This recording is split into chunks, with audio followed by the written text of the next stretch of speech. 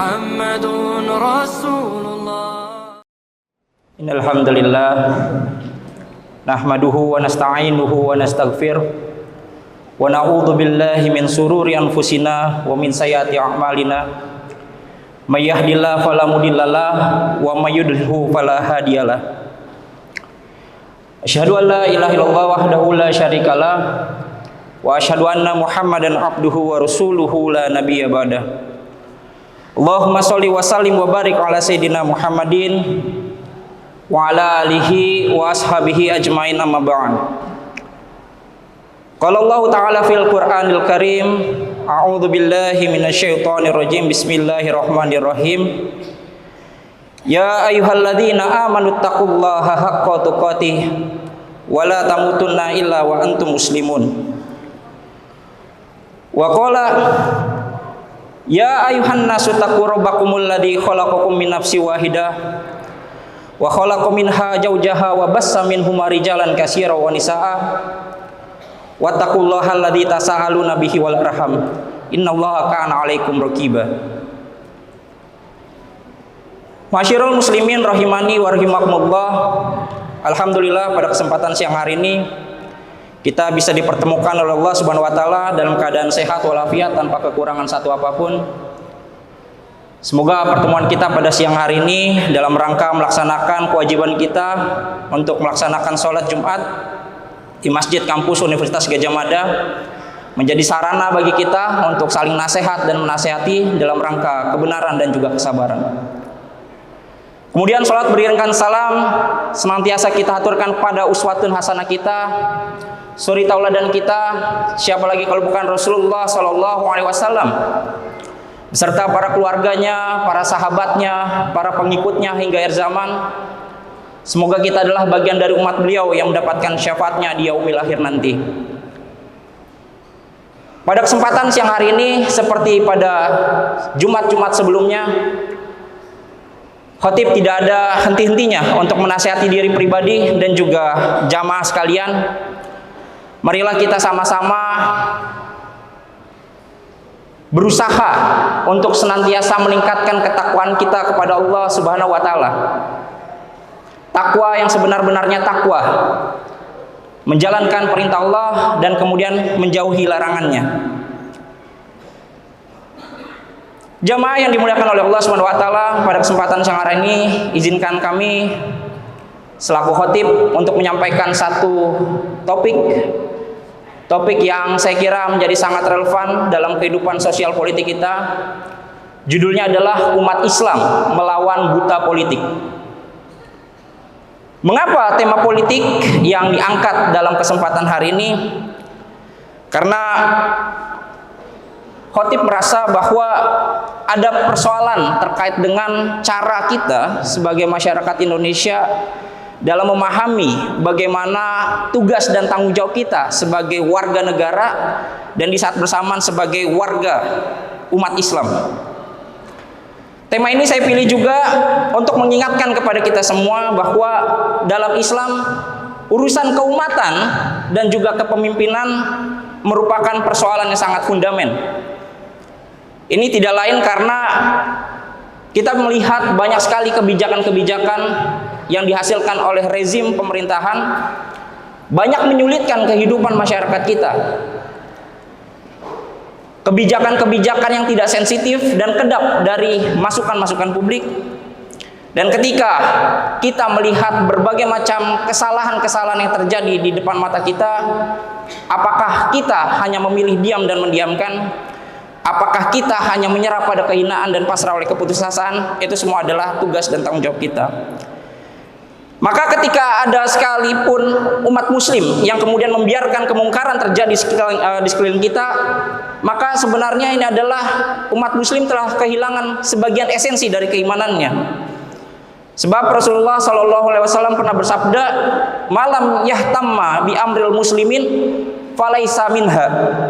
Artinya, barang siapa yang tidak peduli dengan urusan umat muslim, maka ia adalah bukan golongan dari mereka. Hadis riwayat At-Tabrani. Jadi tema ini sejatinya adalah mendorong kita untuk mengeluarkan kesadaran dan juga kecerdasan politik kita, sehingga kita bisa memilih pemimpin yang punya nilai-nilai Islam, dan juga dengan kepemimpinannya nanti kita bisa mewujudkan negara yang sejahtera, negara yang demokratis dan adil untuk semuanya. Jamaah sidang sholat Jumat yang dimuliakan oleh Allah Subhanahu wa Ta'ala, lebih dari 1 dekade yang lalu ada seorang ulama besar dari Mesir. Beliau namanya Muhammad Abduh. Selain sebagai seorang ulama, beliau adalah tokoh pembaharu modernisme Islam. Beliau juga merupakan seorang akademisi dari Universitas Al-Azhar. Yang disampaikan oleh Muhammad Abduh setelah pengembaraannya mencari ilmu pengetahuan, dan utamanya dia pergi ke Eropa, beliau mencapai satu titik kesimpulan. Statementnya 1 abad lalu kurang lebih bunyinya seperti ini: I went to the West and saw Islam, but no Muslim.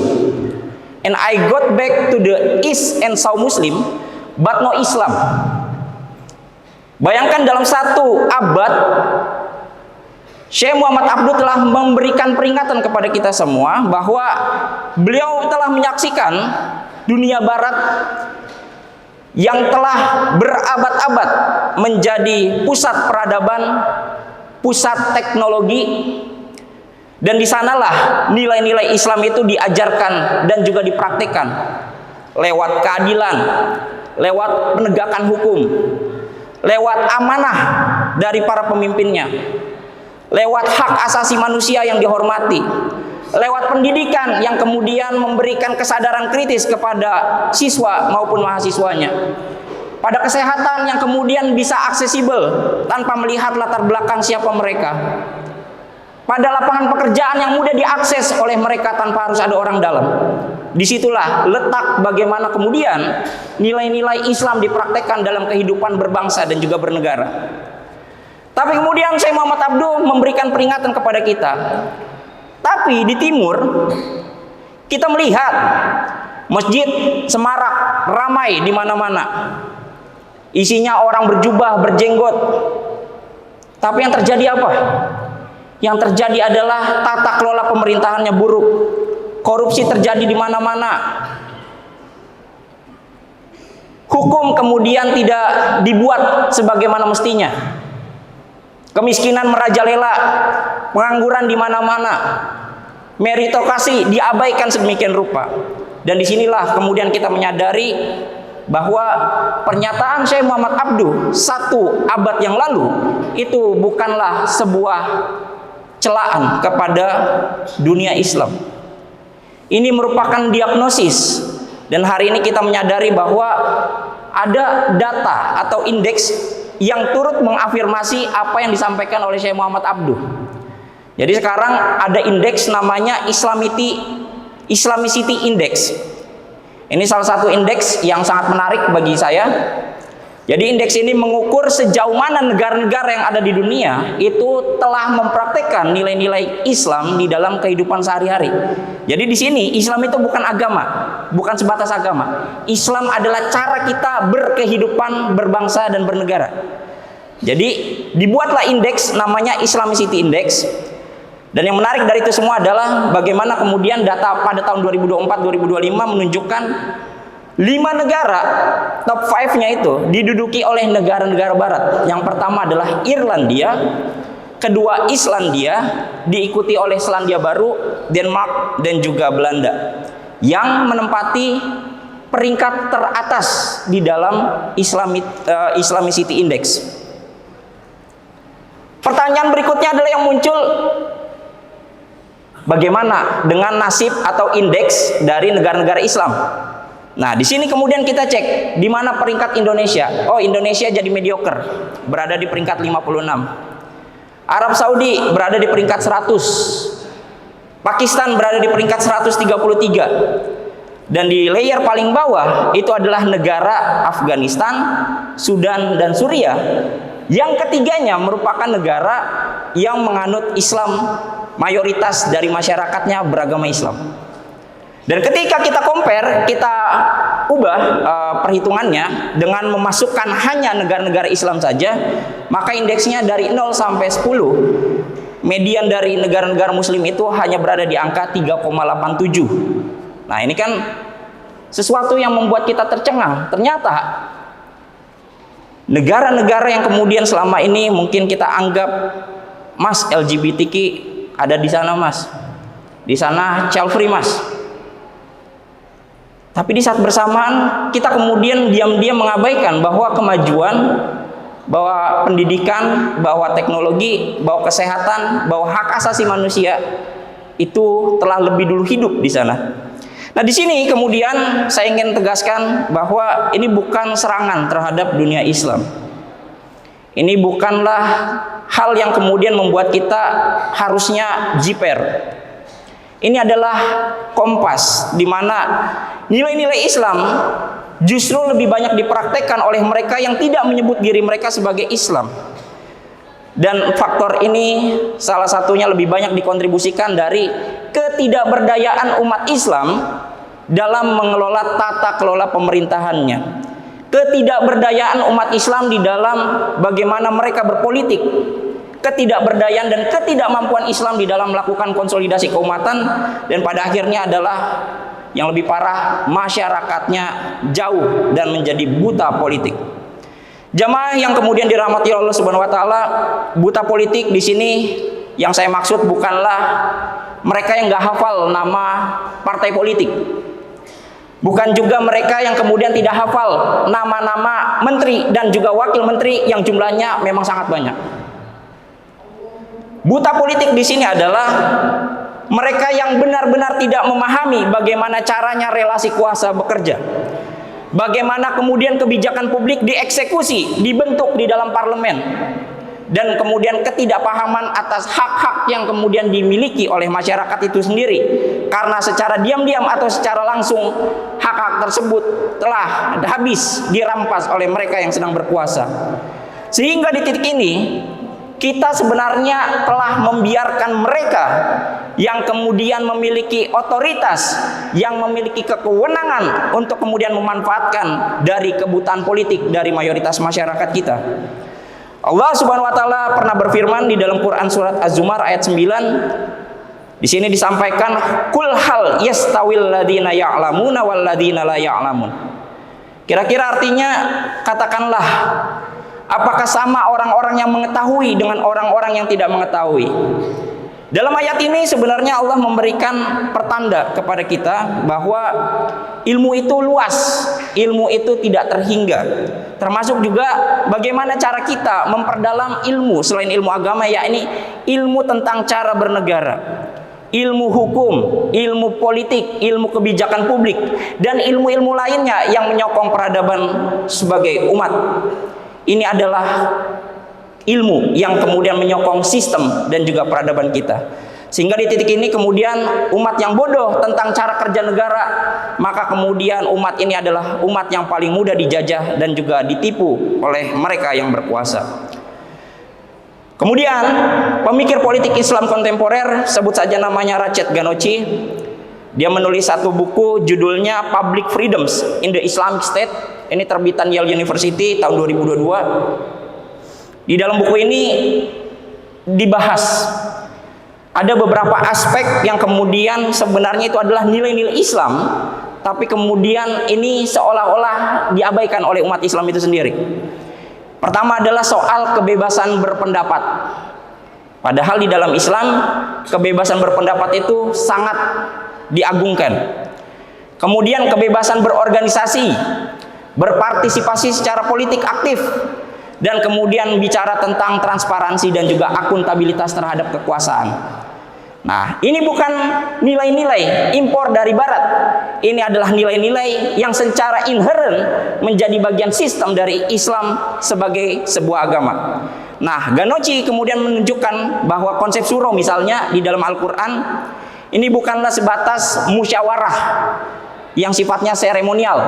Ini bukan musrenbang yang kemudian kalau misalnya kita datang ke forum seolah-olah dicatat, tapi sebenarnya jawabannya sudah ada di dalam pikirannya penguasa. Dalam Islam musyawarah adalah kita secara terbuka berusaha untuk mencari titik temu di antara perbedaan-perbedaan yang ada, sehingga mufakat itulah yang kemudian akan kita dapatkan. Nah, di titik inilah kemudian kita menyadari bahwa fondasi dari keberagaman kita sebagai umat Islam adalah tentang bagaimana caranya mengelola perbedaan untuk mencari titik pertemuan. Di sini misalnya Allah kemudian menyampaikan di dalam Quran Asy-Syura ayat 38, wa amruhum syura bainahum, dan urusan mereka diputuskan dengan musyawarah di antara mereka. Nah, di sini lanjut Ganoci, dia menyatakan bahwa ketika umat Islam menutup dirinya dari partisipasi politik, maka kemudian yang terjadi adalah penguasa maupun mereka yang memiliki kontrol terhadap sumber daya, terhadap otoritas, mereka dapat membuat masyarakatnya semakin terbenam di dalam kesengsaraan. Di sini kemudian tirani dalam pandangannya tumbuh subur, bukan karena masyarakatnya itu bodoh, tapi karena masyarakatnya tidak cukup peduli terhadap urusan politik. Nah, disinilah kemudian kita melihat betapa pentingnya maqasid syariah di dalam kehidupan berwarga negara kita. Jadi maqasid syariah ini ada 5, bapak-bapak semua. Yang pertama adalah menjaga agama atau hifz al-din. Bahwa menjaga agama itu bukan sebatas kita menjalankan ritus ibadah kita seperti sholat, berpuasa, kayak gitu ya. Itu adalah hal yang wajib, mandatori. Tapi di samping itu semua, cara kita menjaga agama adalah bagaimana caranya kita bisa mewariskan, bisa mempraktikkan kehidupan beragama secara bermartabat di dalam lingkungan sehari-hari tanpa adanya paksaan dan juga intervensi dari mereka yang tidak suka terhadap kita. Nah, di dalam cara kita bernegara dan juga beragama di Islam misalnya, ada satu statement di dalam Quran surat Al-Baqarah ayat 256. Allah menyampaikan la ikraha fiddin. Di sini artinya dalam beragama itu nggak boleh ada paksaan. Sehingga menjaga agama itu adalah bagaimana caranya kita memastikan keberagaman itu lahir secara otentik dari kesadaran, dari proses berpikir yang tepat, dari bagaimana caranya kita terbebas dari ketakutan terhadap otoritas tertentu, terhadap tekanan tertentu, sehingga orang bisa memilih untuk beragama, khususnya beragama Islam, bukan karena dipaksa atau dimobilisasi, tetapi karena kesadaran yang kritis bahwa Islam adalah agama yang benar di sisi Allah. Kemudian yang kedua adalah menjaga jiwa. Menjaga jiwa itu tidak cukup dengan larangan membunuh saja. Hukum kita sudah memberikan proteksi bagaimana kemudian siapapun yang menghabisi atau menghilangkan nyawa seseorang, baik secara dengan sengaja ataupun tidak dengan sengaja, maka dia akan dikenakan hukum. Nah, di sini Allah menyampaikan di dalam Quran surat Al-Maidah ayat 32 ya. Yang kira-kira kemudian di sini disampaikan bahwa bagaimana caranya agar kita bisa menjaga jiwa kita dengan cara yang baik, dengan cara yang hebat. Pemerintah seharusnya menghadirkan dan memastikan masyarakat itu punya akses terhadap gizi. Masyarakat diberikan kesehatan, masyarakat diberikan penghidupan yang layak. Nah, di sini misalnya, kalau misalnya kita cek ya, ada satu program yang sedang hype banget ya, program MBG misalnya. Program ini sangat baik secara desain, tapi sangat rentan terhadap yang namanya korupsi. Dan sudah terbukti, kepala BGN-nya, pimpinan BGN-nya, kayak gitu ya, sampai kemudian ke bawah-bawahnya di level SPPG, terjadi korupsi berjamaah. Kalau kita sebagai umat muslim memilih diam, memilih bungkam, maka yang terjadi adalah jiwa dari bangsa kita hilang. Karena apa?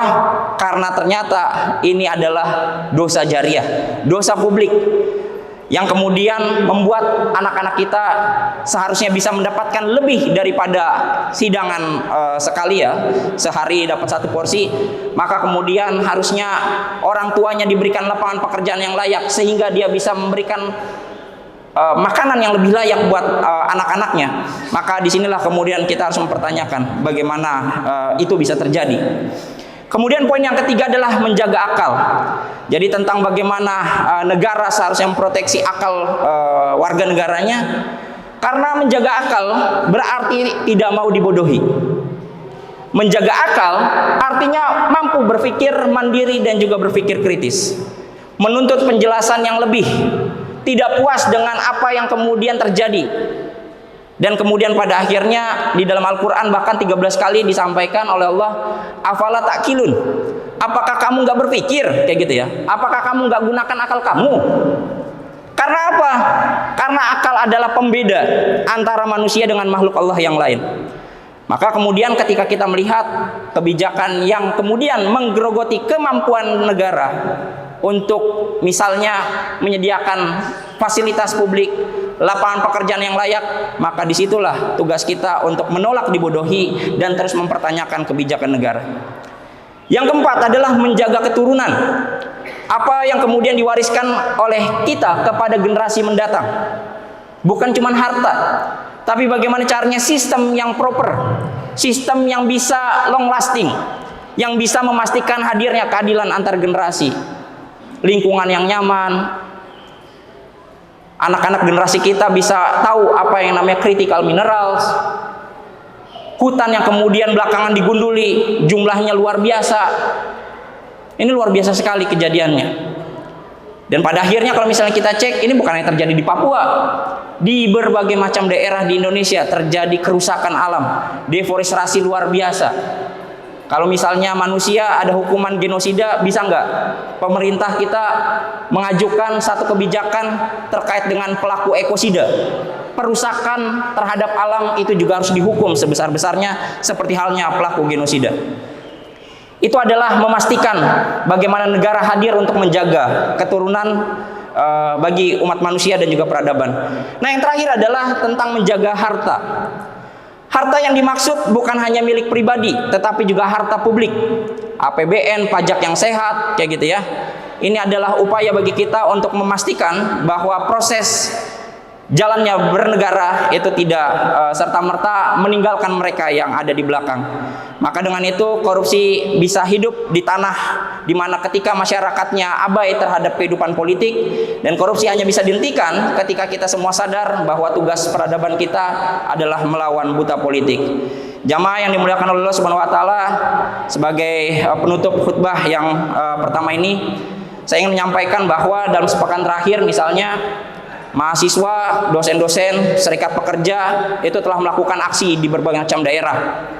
Mereka mengoreksi kebijakan publik yang ada di Indonesia hari-hari belakangan ini. Dari Jakarta, Jogja, Bandung, Makassar, Semarang, dimanapun mereka berada, mereka menuntut penghentian kebijakan yang memboroskan APBN kita, yang mengurangi kapasitas negara, yang kemudian membuat masyarakat hidup semakin merana. Di UGM sendiri misalnya beberapa hari yang lalu di Visipol UGM ada aksi Visipol menolak bungkam. Malam harinya ada penolakan di GIK karena di sana ada beberapa acara sosialisasi. Bukan diskusi. Sosialisasi itu programnya sudah ada.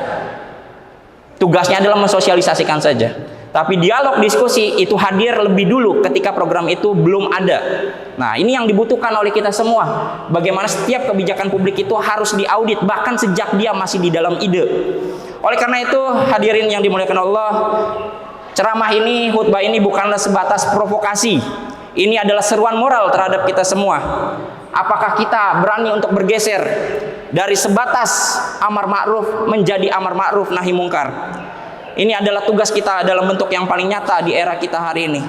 Rasulullah SAW pernah bersabda, afdolul jihadi kalimatu haqqin inda sultan ya jair. Jadi Rasul pernah menyampaikan jihad yang paling utama adalah kalimat kebenaran di hadapan penguasa yang zalim. Dan yang lebih penting adalah bahwa di era seperti ini tugas kita adalah bagaimana caranya bukan dengan mendiskreditkan atau mendelegitimasi mereka-mereka yang tetap berpikir kritis, mereka yang tetap bersuara di tengah orang-orang yang tidak berani bersuara. Barakallahu li wa lakum fil Qur'anil azim wa nafa'ani wa iyyakum bima fihi minal ayati wa zikril hakim. Aqulu qouli hadza wa astaghfiru innahu huwal ghafurur rahim.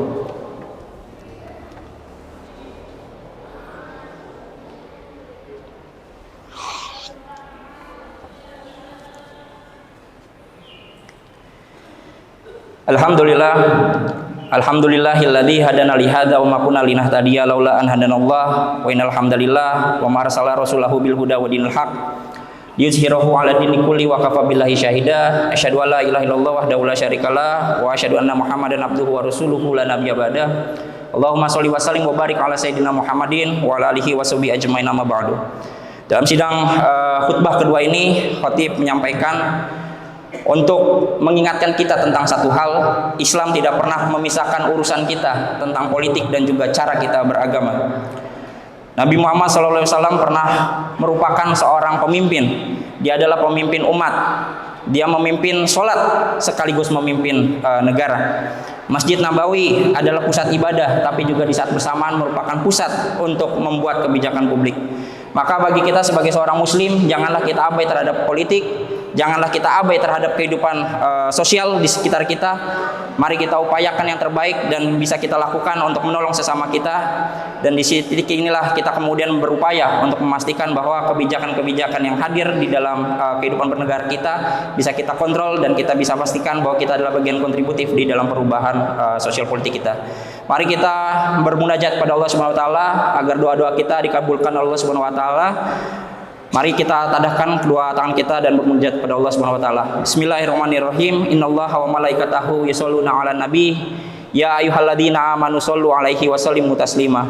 Allahumma ighfir lil muslimina wal muslimat wal mu'minina wal mu'minat al ahya'i minhum wal amwat innaka samiun qaribun mujibud da'wat wa yaqdiyal hajat bi rahmatika ya arhamar rahimin.